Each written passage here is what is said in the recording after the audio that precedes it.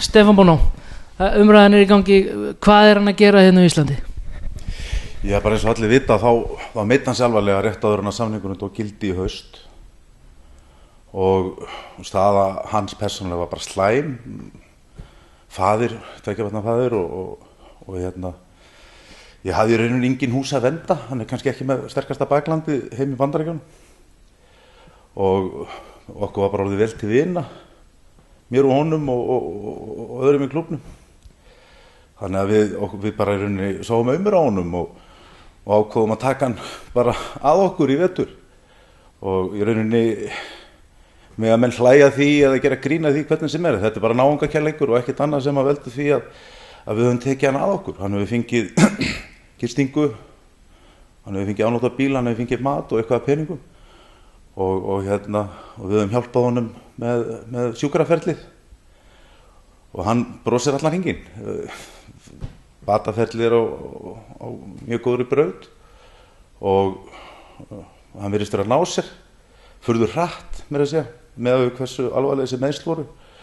Þannig að það ekkert ólíklegt að hann verði komin í lag fyrir frekar en seinna þó svo ég get ekkert sagt nákvæmlega til það.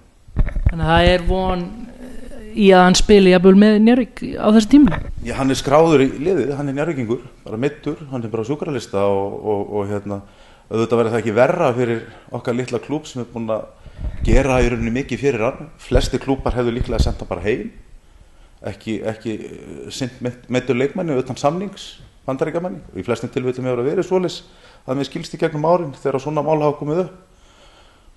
Við ákváðum að fara aðrar leiðir og kannski fáum við það einhvern veginn tilbaka en þetta nú ekki gert samt með þeirri hugsun og ef hann komin í lag á yfirstandandi tímabili þá þessi maður samt ekkert að fara að spila mikið fyrir klúbbinn okkar. Þetta það alvarleg meiðsl að ég efast að hann muni spila mikið ef nokkuð í úrslitakeppninni.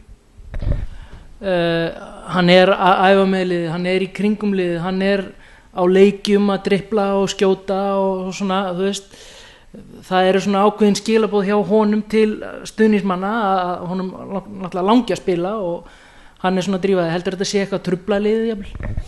Nei, Stefán náttúrulega skemmtikraftur að Guðs náð, við sáum það bara á síðasta tímabili. Ég þarf að fullyrða að engin leikmaður sem hefur spilað á Íslandi hafi skemmt áhorfendum jafn mikið og hann gerði þessa fáu leiki sem hann spilaði á Íslandi á síðasta tímabili með undraverða hæfileika og þetta bara í honum.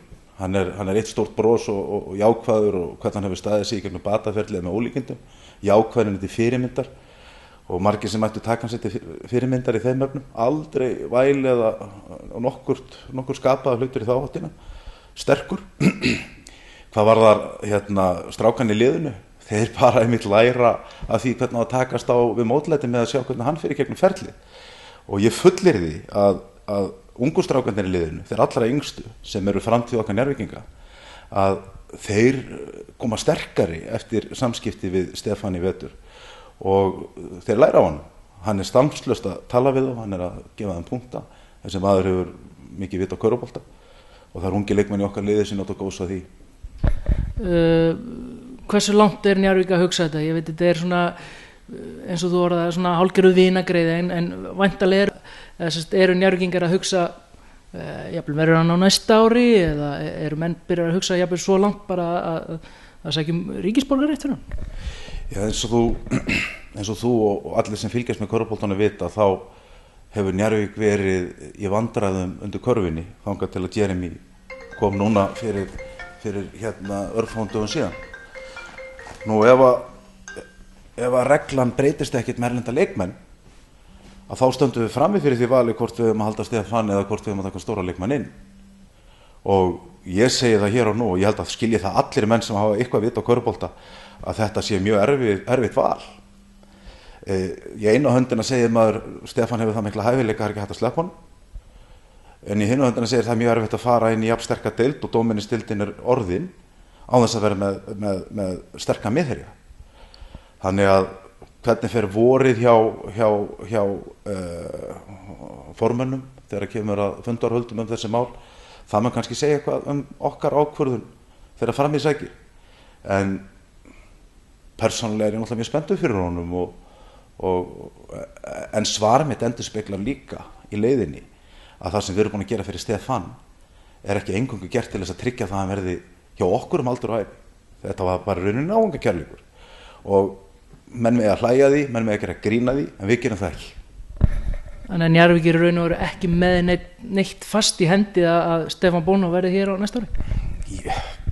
Ekkert komið, það ekkert búið að skrifa neitt undir og hann er með samning við okkur núna út þetta tímabil en eða samkomulag og það ekkert fast í hendi með næsta ár en við skulum bara vona að eitthvað gerist í þeim efnum sem allra fyrst í framtíðinu og ráðinn þarna.